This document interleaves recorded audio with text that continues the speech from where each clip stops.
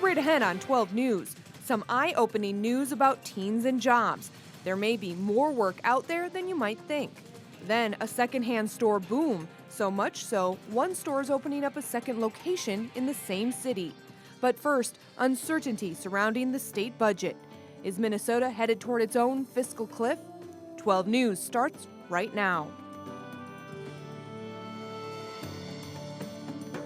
The numbers are out, and Minnesota lawmakers face a $1.1 billion budget deficit for the next biennium. The state's Management and Budget Office released the economic forecast today at the state capitol, and that's where Delane Cleveland joins us live now with more on what the numbers mean. Delane?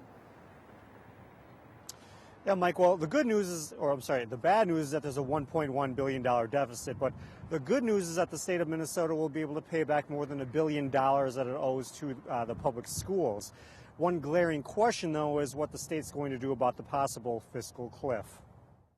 There is no relief in sight for our fiscal woes. This morning at the state capitol, the economic forecast unveiled by state budget officials paints an uncertain picture of what lies ahead for state lawmakers. Our projections show that the state still has some heavy lifting to do just to get the budget into balance. The $1.1 billion deficit is a direct result of a mismatch between state revenues and ongoing spending commitments, something that local lawmakers acknowledge they'll have to address this coming session. We have a commitment that we want to get the state of Minnesota off the roller coaster that we've been on going back several years to stabilize the budget. Exactly how the legislature is able to get the state off that financial roller coaster remains to be seen. Republican lawmaker Sarah Anderson of Plymouth says it shouldn't be all about raising taxes. You can raise all the taxes that you want, but if your spending is out of control, you're still going to have the same problem a year from now, 2 years from now, and 10 years from now. One positive note is that the state will be able to repay $1.3 billion that had been borrowed from public schools to balance the state budget. Well, the big winners here were the school districts in terms of a much bigger payback than what we had originally anticipated. However, there's a more short-term problem facing the state. The fiscal cliff is ultimate gloom. The so-called fiscal cliff of federal tax hikes and spending cuts that could take effect leaves a cloud of uncertainty over the state budget. I think the bottom line is there's going to be impact as we get to January 1 and beyond that. An impact that would include job losses and a loss of tax revenue for the state if Congress doesn't act. Yet despite the threat of the fiscal cliff, state economists maintain this isn't a negative financial forecast. This is a forecast that shows the economy continuing to dig its way out of a recession, slowly improving. Well, of course, not improving as quickly as they would like. Now, going back to the schools for a second, the state still owes more than $1 billion to the public schools, and right now there are no immediate plans to pay that money back. Now, as for the fiscal cliff, if Congress doesn't act, Minnesota could lose about $1.7 billion in revenue over these next couple of years. Reporting live in St. Paul at the Capitol, Delane Cleveland, 12 News. All right, Delane, thank you very much. And while lawmakers in St. Paul mull over their budget, city council members are getting a handle on theirs. In Brooklyn Park this week, city council approved a final budget for 2013. It's a more than $40 million budget that includes the addition of 3 police officers. According to city staff, taxes would remain flat or decrease on 57% of the homes in the city, but there was concern that the budget grew too quickly. The only cut the council made was a proposed $78,000 administrative department position.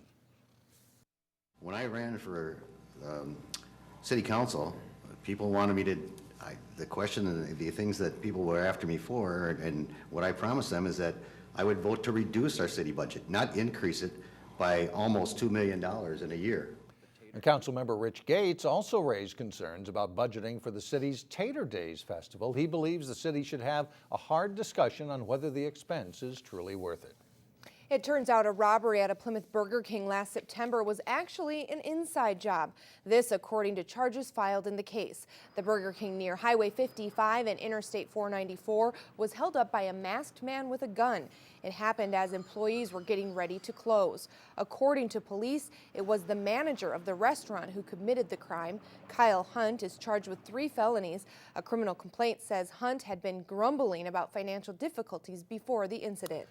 A Hennepin County judge has handed down a record prison sentence for a man convicted of smuggling meth from the West Coast to Brooklyn Park and other suburbs. Prosecutors say 37-year-old Pedro Ayala Leyva was the meth ring kingpin. There are 10 other defendants in the case. A judge sentenced Ayala Leyva to 30 years in prison, well above the 7 years recommended in the sentencing guidelines. Northwest Metro police officers joined as many as 2,000 cops in a show of support at the funeral of a slain police officer from Cold Spring, Minnesota. 31-year-old Thomas Decker was shot and killed answering a call last Thursday. Nobody has been charged in the murder. In Brooklyn Park, 18 off-duty officers left just after sunrise to attend the funeral in Collegeville. Decker was a 6-year police veteran. Officers who didn't even know him felt a need to be there. None of our officers, to my knowledge, know this officer personally here. This is just what we do in law enforcement. So when this type of thing happens, this unfortunate event, we come together in the law enforcement community. Decker leaves behind 4 children. Officers are also involved in support networks designed to help the family financially. Well, there's still room to grow, but a new study finds Minnesota teens are employed at higher rates than most of their peers across the country. And that's important because those first jobs teach crucial skills. As Alexandra Renslow reports now, early employment can often set the stage for lifelong success. All right, and you want the basket with that? Or just a sandwich? 17-year-old Sam Bray's first job Total comes to $14.65. is giving him a taste of the working world. You just get to work on time, do your job good, and just show up willing to work. It's people that don't do the job that are the ones that aren't successful. He's one of about 15 teenagers working at the Maple Grove Culvers, gaining more skills. And did you want that with or without the chicken? Then meets the eye. They really need the skills of reading a customer, smiling, fixing problems. Counting cash is huge. They handle cash.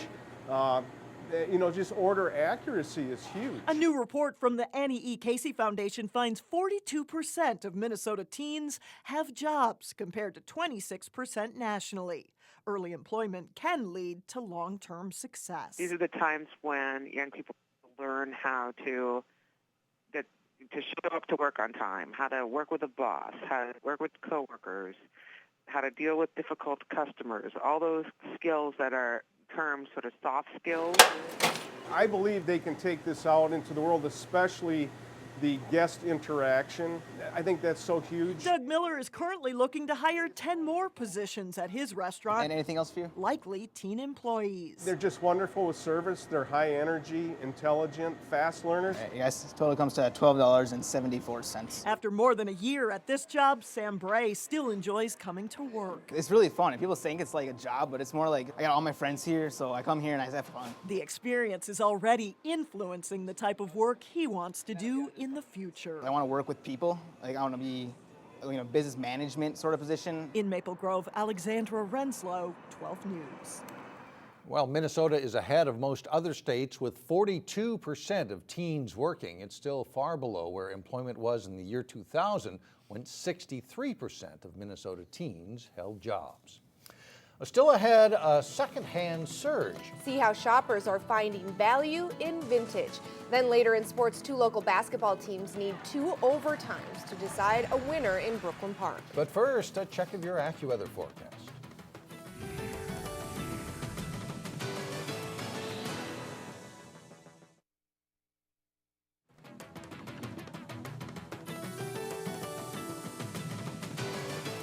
Whether they're selling clothes, toys, furniture, or music, secondhand shops are seeing a surge in success. So much so that stores like Arks Value Village and Goodwill are opening new locations. Renee Bonneau shows us what is fueling their growth. See, now I like that. Some people shop secondhand to save money. Others, my go-to place, to save the environment. Because I like bargains and I like the idea of the recycling and reusing. Then, oh my God, there's Alfreda Williams. I mean, I have a focused vision and I stick with that. I know exactly what I like and I know that Goodwill has it. She shops at Goodwill 4 or 5 days a week. And what is this? To feed her vintage taste. She does it for the value. I like that. As well as for the hunt for items she says you just can't find anywhere else. What's like, where do you find these things? How did this ever get in here? It's really been the last 6 to 8 years where thrift stores have really become a very common mainstream place for shopping. Goodwill Marketing Director Lisa Ritter says a typical Goodwill customer is a woman in her mid-40s with an average $48,000 income. As the popularity of secondhand shops took off, Goodwill decided it should too. The growth really started for our service area about 8 years ago. There was an 8-year plan of expanding in the Twin Cities market. Goodwill considers several factors when choosing a new store location, such as, is it easy to get to? Is there enough room for both a store and a drive-through donation drop-off? And are there enough customers and donors in the area to support the store? The company got the answers it was looking for when it came to the site of the former Maple Grove Cinema off Interstate 94. There, crews are building Maple Grove's second Goodwill, just 3.5 miles away from the first. Ooh. With high demand in Maple Grove, I'll get this. And loyal customers like Williams, Love that. the company is confident both locations, however close, will be a success. It's so much fun. In Maple Grove, Renee Bonneau, 12 News. Ritter says Maple Grove's second Goodwill store is closer to Brooklyn Park, which does not have a Goodwill. The new store is slated to open on March 15th. Still ahead, Plymouth's version of Midnight Madness. But first in sports, a close call for Osseo in the boys hockey home opener. John Jacobson has your highlights next.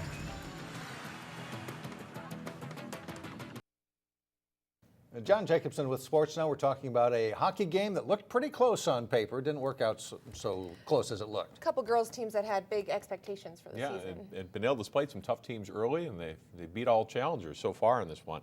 Benilde St. Margaret's and Lakeville North girls hockey teams are both preseason top 5 teams in Class AA. The unbeaten Red Knights hosted a Panthers team that reached the state tournament just a year ago. Lakeville North comes out fast in this one. The Red Knights goalie Abby Miller is hot, stopping Maddie McGlade and Christy Vetter. And then Riley Tuzignot on the break. Late in the first period, Benilde on the power play. Liz Halverson with a rocket from the point. Brittany Wheeler deflected it in. It's 1-0 BSM. Second period, Sarah Tafe to Kelly Panic. She finds Wheeler in front. It's another power play goal for Benilde and a 2-0 lead. In the third, Knights with a man advantage. Again, a nice tic-tac-toe passing play. Kaylin Riley burying the one-timer to make it 3-0. Miller stops all 29 Lakeville shots and gets the shutout for Benilde. I think it was a really good test. They have a lot of good players, so it was a good, we can't take them lightly. And I don't think we played very good in the first period, but we stepped it up a lot in the second and third. In Maple Grove, the Crimson girls hockey team came into Tuesday night's game tied with Anoka for 4th place in the Northwest Suburban Conference. Those teams facing off, trying to move within a half game of first. First period, the Crimson's Paige Nasco skates into the Anoka zone, zips a shot home from the slot. Maple Grove leads 1-0.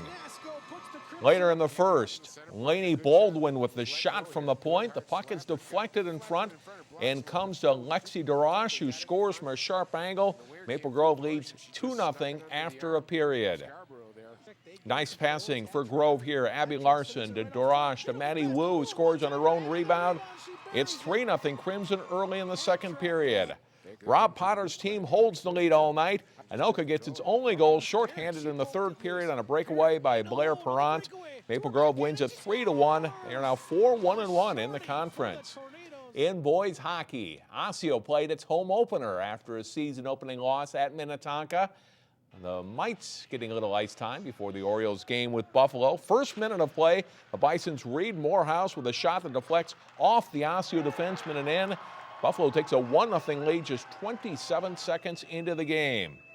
Osseo ties it up here. Jared Vance wins the draw to Logan Olson, who scores his first goal of the season, 1-1 after a period.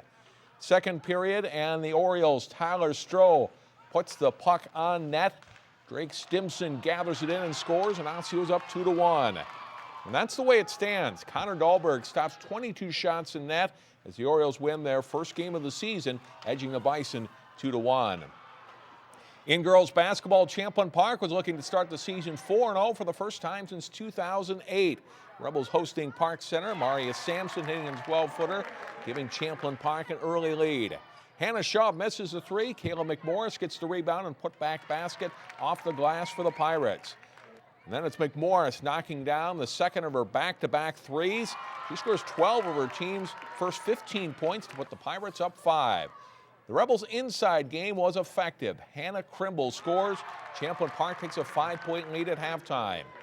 Early second half, more inside work for the Rebels. Sampson for 2 more as Champlin Park builds a 10-point lead. But some good defense helps rally Park Center. Schaub the steal, and then the bounce pass ahead to McMorris, who scores 2 more of her game-high 27 points. This one goes to overtime, and down to late in OT, Champlin Park's Callie Zimmerman banks one in to beat the buzzer and send it to a second overtime. And the Rebels seal the win there. Krimble with 2 more of her 25 points as Champlin Park wins it in 2 overtimes, 76-68. 2 good teams. Park Center kind of a hard luck team, lost some close games early, and Champlin Park 4-0 now. Exciting to Yes, right at it the was. last second. That was close. All right, thank you. John. Well, still ahead, finding fashion for a good cause. Area clergy showcase their taste in clothes when we come back.